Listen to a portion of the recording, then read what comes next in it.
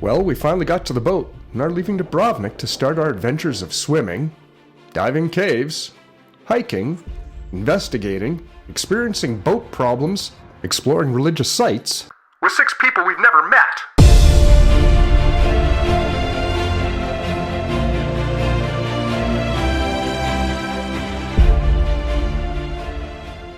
And it's provisioning time because we're off to the boat, probably in about 2-3 hours. So our task is to go get dried canned goods and non-fresh stuff. Non-fresh stuff, so things that a bull needs to haul. I don't know who's getting bread, but they're getting lucky. One thing I really do like is that our apartment is located maybe about 72 yards from a major grocery store. So this part is a win. Early in the morning, and you need breakfast because you're out provisioning, you have to get something just completely off the wall. A croissant, a stuffed styled thing, hot cheese dog. I think that's the only way to fly.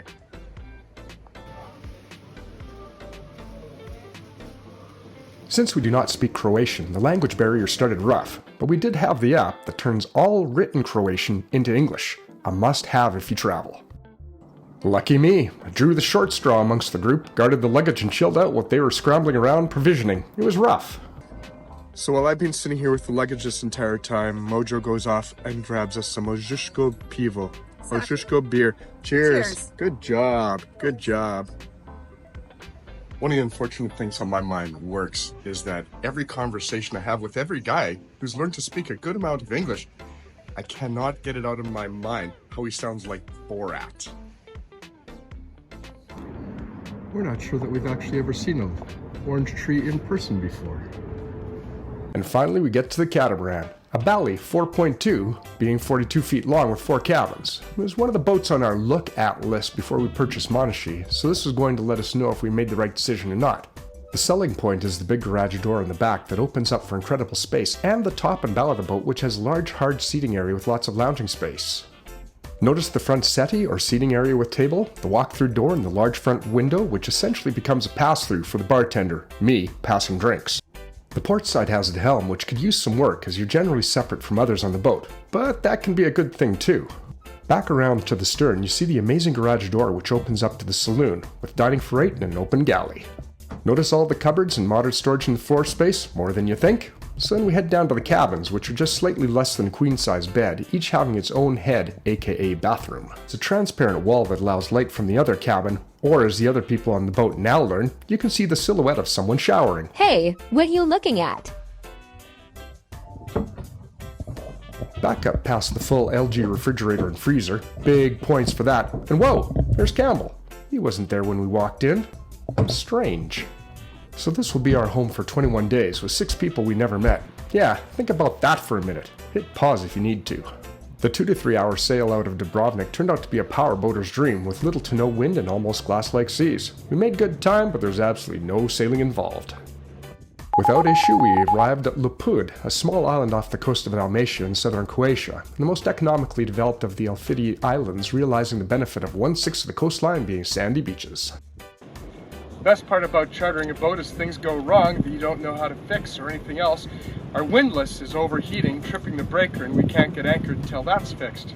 Yay! There was a population explosion in the past 10 years, going from 411 to 476 people. Oh, the traffic congestion. Could have sworn there was another sailboat in the bay. Strange. Ah, the Grand Hotel. Now there's a large complex. Completely deserted and run down, being a victim of the 2020 plague. How Silent Hill. Next door is the Church of the Holy Cross, a great example of 16th century chapel. Modest interior with some gold leafing. Nobody's around. Anywhere. Strange. Back outside, we came upon an old fishing boat named Tropicana, reminding me of Sean Bishop's favorite 80s band, Wham! You go out in the woods today, you won't believe your eyes.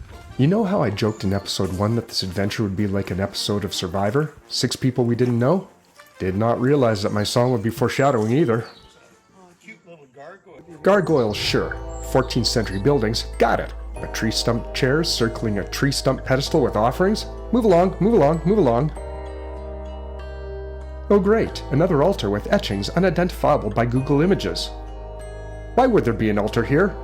Remnants of the Croatian pagan tradition we heard about? Tourism Croatia hasn't answered our emails. Strange, right? But local tour guide Ružica Mirković said it's most likely uprooted trees turned into resting stools and children putting rocks and things on stumps for fun. The stone altar? Well, off to the Church of St. Marius Spilica for sanctuary. Kind of believes in reincarnation. And he says, when I come back... Come on, Ralph. Really? Reincarnation now? Have we not had enough spooky stuff? Ralph? How did you get in front of us? You're right beside me. Strange. The church was built in 1483 by Franciscan monks, but in 1516 they built a very tall wall around it to protect the township from invaders. So back to the boat, before it got dark, especially after the oddities of today. Being on duty for dinner, I made butter chicken, rice, and roasted veggies. The next day, check the windlass again, then drive back to Dubrovnik for 2 hours, get the windlass repaired, or as it turned out, replaced entirely. Made me feel good, they were not able to fix it. Then back out to sea again, with no wind, and off to the Green Caves for a bit of swimming and adventure. Even Bat Guy came out to take some video. Good job, Bat Guy. Get the gear on, jump in the water, and suck some air through a tube. Hold on, we can do better with the music.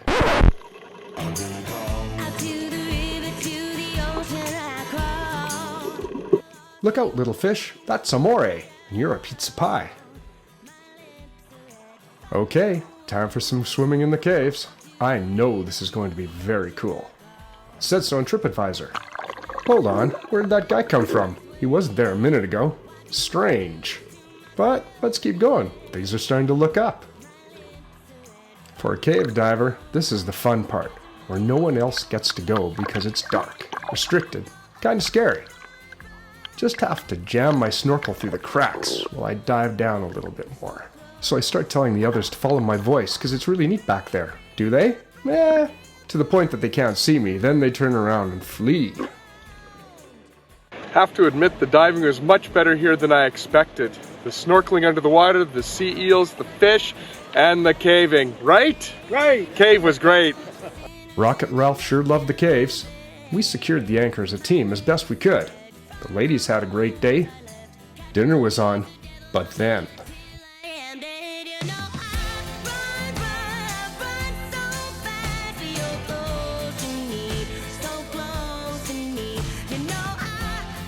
Thanks for watching, subscribing, and following along in our little adventure, because we think that Stephen King would too.